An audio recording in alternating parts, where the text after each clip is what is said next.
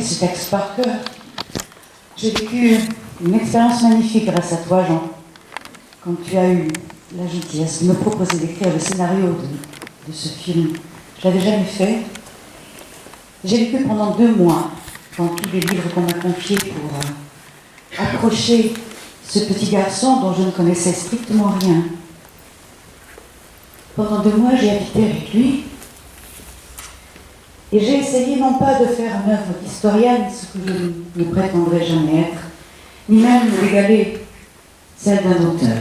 Par contre, j'avais envie de comprendre qu'est-ce qui peut faire qu'un petit garçon ordinaire, tout à coup est frappé par une chose aussi pure que la privation de sa vue, et de me dire qu'il fallait absolument vous faire entendre l'enfant, l'adolescent, au milieu de cette vie qui finalement, a priori, aurait dû le détruire et qui, je crois, très profondément l'a construit pour l'amener finalement à se dépenser sans compter, pour dépasser ses limites et offrir aux personnes aveugles la possibilité de savoir, de lire. C'était l'essentiel de mon propos. Et quand Jean ensuite a mis tout ce qu'il a mis par-dessus, j'avoue qu'à chaque fois que je l'écoute, je suis bouleversée parce qu'il a donné le lyrisme, la profondeur et la vraie vie à ce petit garçon. Alors je voulais te dire un immense merci, Jean. C'est remarquable.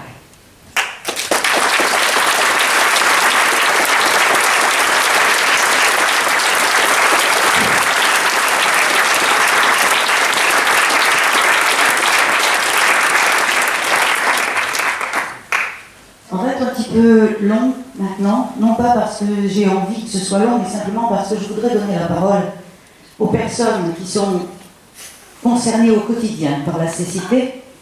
Et je voudrais d'abord que ce soit toi, Vincent, toi qui nous parles de ce que tu vis, de ce que tu sais, de ce que tu voudrais obtenir, de ce que tu espères des jours qui vont suivre. Voilà, Vincent Michel de la Fédération des aveugles de France. D'abord, merci Anne-Marie, merci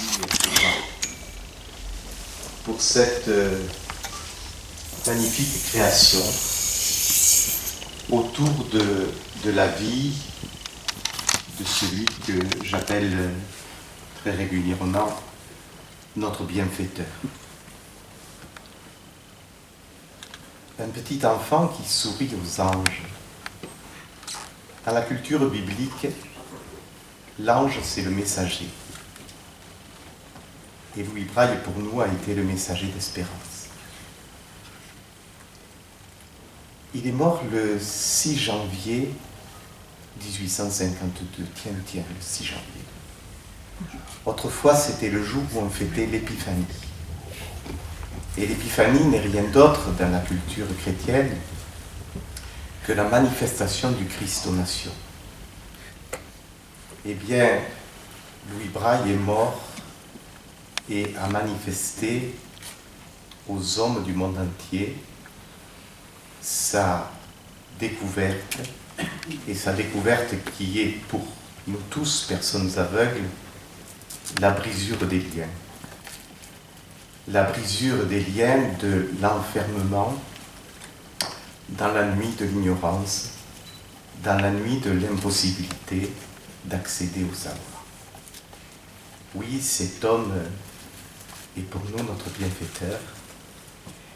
Et j'ai coutume de dire, d'employer cette expression un peu osée lorsque je vais dans sa maison natale, que je vais à ma grotte de Bethléem, parce que c'est de là que pour nous est jaillit la lumière. Ce que je trouve très beau dans ce que nous avons entendu, c'est qu'à la fois nous retrouvons les grands moments au travers du récit que tu nous proposes, Anne-Marie, de la vie de Louis Braille, avec quelques petits aspects peut-être un petit peu romancés, mais ça c'est le propre de la création, justement, que de pouvoir prendre quelques toutes petites libertés avec la réalité de l'histoire de Louis Braille. Et ce qui est très important, c'est que cette histoire, vous nous la faites revivre, tous les deux. Toi, Anne-Marie, par le récit, et toi, Jean, par cette magnifique composition lumineuse, musicale, et par ta façon de nous conter cette vie. Et vous l'avez remarqué, la vie de Louis Braille, c'est pas un long fleuve tranquille. C'est une lutte pour vaincre les oppositions de certains qui croyaient détenir le savoir, une lutte aussi contre lui-même, contre la maladie. Et cette lutte, il en est pour l'éternité sorti vainqueur, puisqu'aujourd'hui, tous les aveugles du monde entier utilisent le braille. Ce système, je le dis très calmement, est un système irremplaçable. Aujourd'hui, il est le seul moyen pour les personnes aveugles d'avoir une appropriation autonome du texte écrit. Alors l'historien que je suis ne va pas vous faire un cours sur l'évolution de l'histoire de l'éducation, mais on sait bien que c'est produit au XVIe siècle, grâce à la découverte de l'imprimerie, une grande césure dans la façon d'enseigner, et qu'on est passé tout simplement de l'enseignement par l'oral à l'enseignement par l'écrit et par la lecture silencieuse. Et on sait tout ce que ça a apporté dans la diffusion des humanités et du savoir. Donc Louis Braille, nous l'avons bien vu dans cette magnifique création, Louis Braille a été un lutteur, et Louis Braille a réussi. Il a réussi, mais pas tout à fait. Il a réussi pas tout à fait parce que, aujourd'hui encore, et peut-être plus dans ce pays de France que dans d'autres pays, les aveugles restent exclus du monde du savoir. À peine 6 à 7% des ouvrages qui sont publiés dans ce pays chaque année sont adaptés pour que nous puissions les lire et les découvrir avec nos doigts ou avec d'autres moyens que la technologie moderne nous permet. Mais l'adaptation du livre aux aveugles est aujourd'hui encore un défi que nous devons nous lancer et que nous lançons au pouvoir public de ce pays. Oui, il y a encore discrimination au regard de l'accès à la lecture, au regard de l'accès au savoir. Et si le roman est à peu près disponible aujourd'hui en braille, tout ce qui touche aux sciences humaines, tout ce qui touche à des enseignements plus complexes est extrêmement difficile à obtenir pour nous qui ne voyons pas. Je pense à cette jeune fille que j'accueillais il y a quelque temps dans mon bureau et qui se destine à l'étude des langues orientales et qui était désespérée de ne pas pouvoir avoir sous ses doigts les textes de ces langues qu'elle s'apprête à étudier. Et évidemment, vous comprendrez bien qu'on ne peut pas étudier les langues orientales uniquement en écoutant un CD ou un ordinateur. Voilà, alors ce soir je suis bouleversé et je suis déterminé plus que jamais dans le combat que nous entendons mener pour abattre ces derniers murs de la discrimination. Et Jean et Anne-Marie, vous m'avez donné le dernier coup de pied aux fesses pour me booster encore davantage. Tiens, c'est pas un mot très occitan, ça, booster, ma chère Chantal Rubio. Voilà, il y a dans cette salle notre ministre, Ségolène Neuville. Je pense que nous avons un beau combat à mener ensemble. Et je suis sûr qu'elle a les qualités humaines et les qualités de courage pour le mener. Cette création, nous la partageons ce soir dans un moment qui est peut-être un moment historique, parce que vous ne le saviez pas, mais depuis quelques semaines, dans mon bureau se déroulent des réunions un peu secrètes entre les gens de Braillenet, entre les gens d'une grande imprimerie de Toulouse, le CETEB, qui est une imprimerie remarquable mise au point par une des plus grandes chercheuses qui a permis la traduction du braille par système informatique, Monique Truquet, une Toulousaine de l'université Paul Sabatier. Et nous sommes sur le point de solliciter un rendez-vous auprès du président de la République pour lui dire que toutes les conditions sont prêtes pour lancer en France le grand service de lecture, le grand service public de lecture qu'attendent les déficients visuels. C'est techniquement possible. Ce qu'il faut comme argent est loin d'être extraordinaire.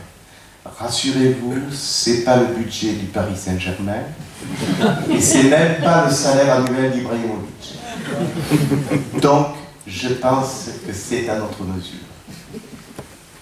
Et je suis certain que Madame la Ministre me donnera la main pour que ce quinquennat se termine pour les personnes aveugles sur une grande espérance et une grande lumière. Merci. Bravo.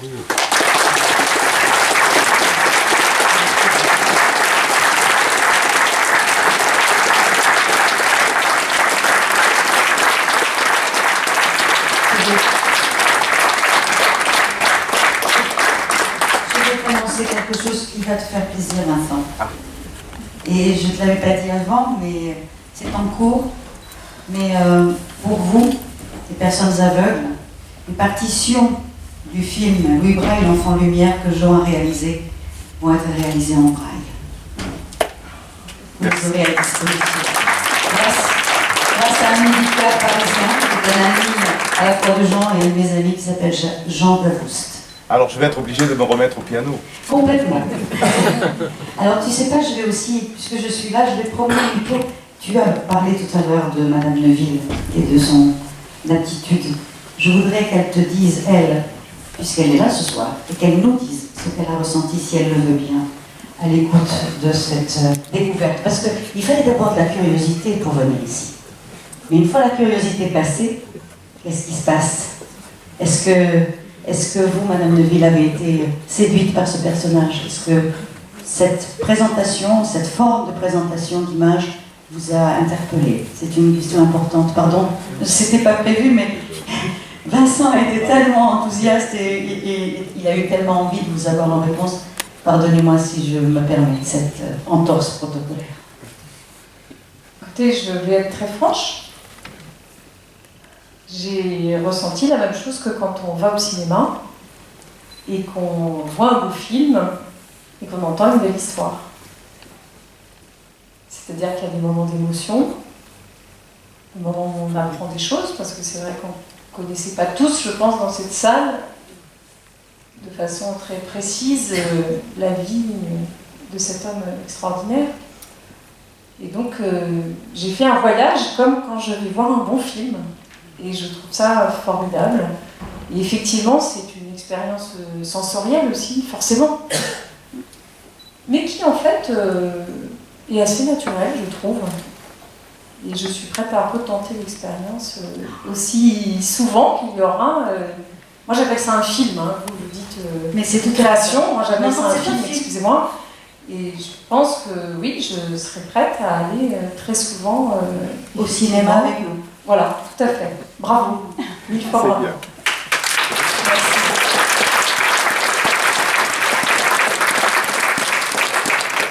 Avant de faire intervenir la Chantal Rubio de l'association Pourquoi pas moi, qui m'a demandé la possibilité de s'exprimer sur le sujet, je vais te donner la parole, Chantal. Tu la mérites bien. Tu as été notre premier ambassadeur. Tu as été la première à croire en ce projet. Et c'est aussi grâce à toi qu'on est là. Je voudrais donner la parole à quelqu'un pour qui le cinéma est naturellement l'image. Serge Boati. Serge, vous qui avez assisté à la première de ce... Merci. Merci Serge. Je garderai longtemps ce bandeau. Ce sera un cadeau de ma maman, elle en a fait 400, elle peut vous en céder un. J'étais prêt avec le prix. Le prix, c'est votre présence. Non, c'est un moment très fort que j'ai vécu. Je connaissais le cinéma muet, je ne connaissais pas le cinéma sans image. Et vous avez dit, Madame la Ministre, que c'était un film, c'est mieux que ça, c'est un bon film. C'est le film que j'ai imaginé dans ma tête. Et je le voyais, le Braille, je voyais la petite place, et au fond, le plan, là-bas, où il rêve, et il crée. C'est l'idée d'un créateur, et on était là, dans sa tête à lui. Et là, pour moi, c'est un moment très fort que j'ai vécu, très compliqué, bercé profondément par la voix de Jean. Tu es une voix de poète, tu es une voix de formidable comédien. Et vraiment, j'étais incroyable, Anne-Marie, j'étais bouleversé vraiment. C'est-à-dire que je ne savais pas qu'on pouvait pleurer sous un bandeau, pour parler franchement. Et j'ai beaucoup pleuré. J'ai beaucoup pleuré parce qu'il s'agit de création. Et je me suis sûrement identifié à toi, Jean. Et à ce Braille, c'est quand même bizarre que moi qui plutôt fais des images, je me suis identifié vraiment à ce Braille-là, à ce garçon-là, à ce petit garçon-là, et j'ai eu l'impression de me retrouver moi. C'est quand même assez étrange. Pourquoi? Parce qu'on rencontre tous des professeurs, je ne sais pas comment, là, de type désagréable, du faux. J'ai même oublié son nom, vous voyez. Genre, je veux l'oublier complètement celui-là. On a tous rencontré des mecs qui ont dit non. Faux. Il avait tout faux, du faux. Et vraiment, on a tous eu comme ça des rebuffages, des gens, c'est pas à ton âge que, etc. Donc bouleversé, et ce soir, grande leçon de fraternité. C'est-à-dire une barrière pour moi a été franchie entre mon monde à moi et celui des non-voyants. Grâce à vous deux. Je crois que c'est eux qui nous ont... Enfin, Jean est arrivé dans ce monde comme moi, mais c'est eux qui nous ont emmenés là. Mais je n'ai pas envie de faire trop de démagogie non plus. J'ai eu l'impression d'entrer dans la tête des aveugles. Et c'est tout à fait extraordinaire pour moi. C'est tout à fait extraordinaire parce qu'on se dit toujours, mais comment ils font? Moi, le pire des trucs que je pouvais avoir dans ma vie, c'est de devenir aveugle. C'est pour ça que j'ai fait un film il y a longtemps sur les aveugles. Je me suis dit, le pire truc qui peut arriver à un type qui fait des films, c'est de devenir aveugle. C'est comment la lumière, c'est comment les gens, c'est comment les trucs. Alors moi j'imaginais, mais toi, je le tutoie maintenant. Non, mais je ne sais pas si tu es aveugle de naissance ou pas. Oui, je suis aveugle de naissance. C'est ça alors qui est incroyable, aveugle de naissance, c'est-à-dire qu'on a... D'abord, tu perds un beau spectacle parce que je suis pas mal. Et en plus... Et les deux femmes qui m'entourent sont pas mal non plus.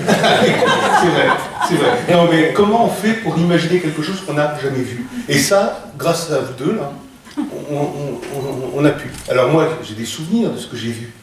Mais vous, Vincent, c'est formidable. Et donc, on a franchi une barrière grâce à ce très beau film. Vraiment, on a franchi une barrière invisible, donc on est entré dans un monde de fraternité. Et ça, belle leçon, parce qu'il n'y a rien de plus beau que la fraternité, évidemment. Et donc, on a compris, on s'est rapproché d'eux, Braille a ressuscité ce soir. Et oui, il est vivant parmi nous grâce à vous. Merci beaucoup. Merci.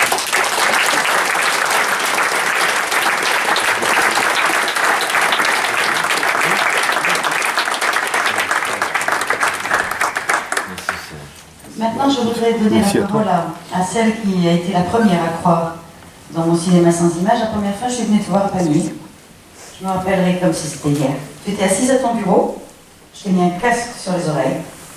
Tu as écouté ce qu'on a diffusé hier, mais une autre version du mariage à Lyon, de Stéphane Zweig. Et 10 minutes après, tu pleurais comme une madeleine. Et tu m'as dit, ça, c'est pour nous. Et à partir de là, l'aventure a commencé. Alors je vais te laisser la parole, ce soir. Bonsoir à tous. Alors ma particularité, c'est que je fais partie de vos deux mondes. Je suis malvoyante, avec une maladie qui va me nécessiter. Et j'habite à Mariège, donc fin fond, rural, reculé, donc sans autonomie. La chose qui s'est passée, parce qu'on arrive du bas, mais elle est très téméraire, parce que pour me rencontrer, quand même, elle a voulu monter aux 6 fois. Elle s'est placée dans mon bureau. On va dire ça plutôt comme ça. Et moi, en tant que personne déficiente visuelle, j'ai encore pensé, parce qu'on a aussi des préjugés, les personnes en situation de handicap, encore des valides qui pensent pour nous. Encore des valides qui veulent nous faire des documentaires sonores et qui veulent imaginer des choses pour nous. Alors, bon, j'ai accepté de la recevoir. Pourquoi? Parce que déjà, sur sa façon de me parler, j'ai trouvé assez vive et j'aime les gens vifs. Donc on s'est rencontrés, effectivement, avec plusieurs tentatives pour mettre le casque, parce que deux femmes ensemble devant le bureau, c'est pas génial, en plus une malvoyante, on a réussi à écouter. Et là, effectivement, parce que moi je suis là pour parler du concept, pas que de Louis Braille, parce que j'ai entendu les deux, on va dire les deux projections sonores, on va appeler ça comme ça. Et là, effectivement, il m'a mis face à mes émotions. Et ce soir, je tiens à vous remercier tous les deux parce que, effectivement, on était égalitaires. Vous nous avez donné l'accès à l'humain, l'accès à nos émotions humaines, que ce soit à travers le mariage de blanc que je connais, ou ce soit Louis Braille qui nous ressemble beaucoup. Et après, je voudrais que les adhérents parlent de sa façon, la première fois qu'il a écouté Louis Braille, il y a quelques mois en arrière, février. Il s'est mis à pleurer. Vous disiez que vous avez pleuré sur vos bandeaux, mais nous aussi on pleure même si on ne voit pas. Parce que ça nous a rapprochés, effectivement, de notre vécu, même en 2015. Parce que ce qu'il a fait à son époque, comme disait Monsieur le Président, effectivement, oui, mais vous êtes Monsieur le Président pour moi. Effectivement, on en est toujours au même point. Pas pour lire, pas en endroit à l'école, pour l'instruction, mais on se retrouve face souvent à des incompréhensions et à des préjugés qui ne sont pas vrais. Puisque nous sommes comme vous les humains, il suffit de nous donner les moyens de compenser, les moyens d'accès, les moyens d'y arriver. La volonté, on l'a. Parce que tous les jours on se lève, tous les jours on se bat, et tous les jours on est face à nous-mêmes. Je vais laisser parler Porto, un jeune homme que je suis depuis 6 ans, en Ariège, et qui s'est battu pour arriver là où on en est, et qui s'est reconnu beaucoup dans le parcours de Louis Braille, pour ses études, pour son vécu. Par contre, je vous demande d'être indulgent. Il n'a pas l'habitude de parler.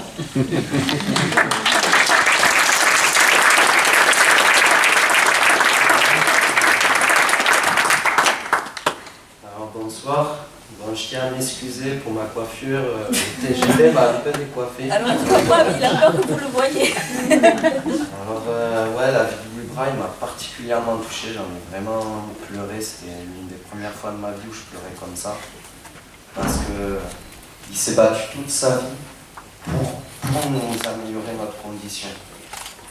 Et effectivement, nous, 200 ans après, on continue à se battre. Notamment avec l'association Pourquoi pas moi, où on se bat pour toute l'accessibilité. Je me bats aussi pour essayer de rendre la cartographie accessible à l'université. Et on se sent souvent incompris. Personne ne croit en nous ou en notre projet. Et donc, quand la vie de Louis Braille, ça nous touche énormément. Donc je remercie beaucoup Louis Braille pour tout ce qu'il a fait quand même, parce que si on peut lire, faire des études à l'heure actuelle, c'est grâce à lui. Et heureusement que lui, il y a cru. Et je remercie aussi Anne-Marie et Jean Musy pour cette émotion, parce que ça nous fait du bien aussi de pouvoir lâcher prise de temps en temps, après notre combat. Merci pour votre écoute.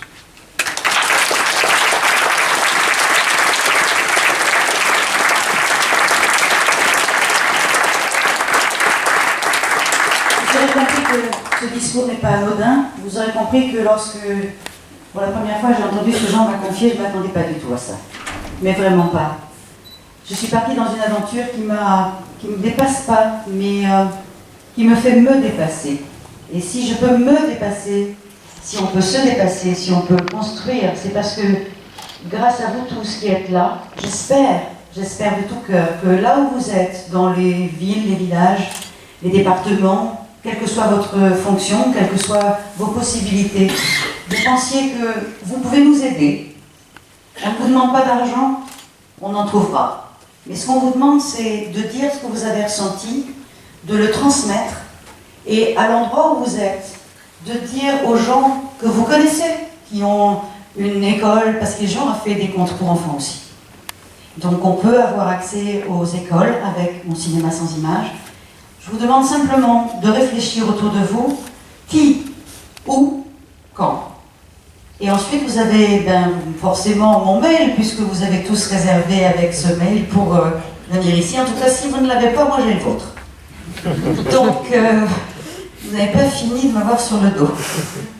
Je voudrais vous remercier aussi, je veux remercier tous les gens qui sont venus ici, tous ceux qui nous ont aidés à faire ces 2 jours, encore une fois. Je voudrais vous dire aussi que les bandeaux, a priori, on ne peut pas vous les donner parce que ma maman en a fait 400, mais c'est pour les séances de mon cinéma sans images. Alors le seul qui va en avoir une parce qu'il a demandé, c'est Serge.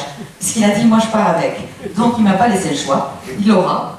Mais sinon, écoutez, on va se rejoindre à l'extérieur, j'espère qu'on pourra se rejoindre dans d'autres moments. Gardez à l'esprit aussi une chose, c'est que Jean Musy sera sur cette scène le 17 décembre. Pourquoi faire ? Je n'en sais rien, mais j'ai l'obligation d'en parler.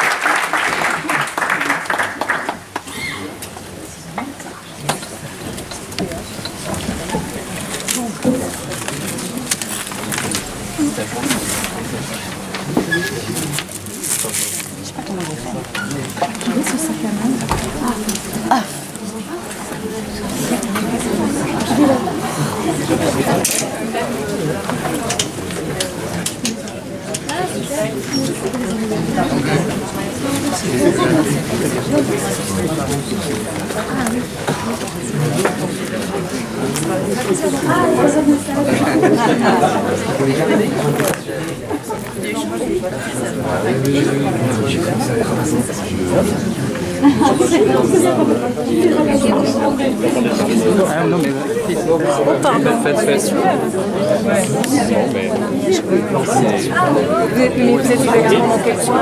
Nous, on est à Pamiers. Ah oui, vous avez dit à Pamiers. Voilà, ouais. Mais après, notre association départementale, elle est plus. Vous avez beaucoup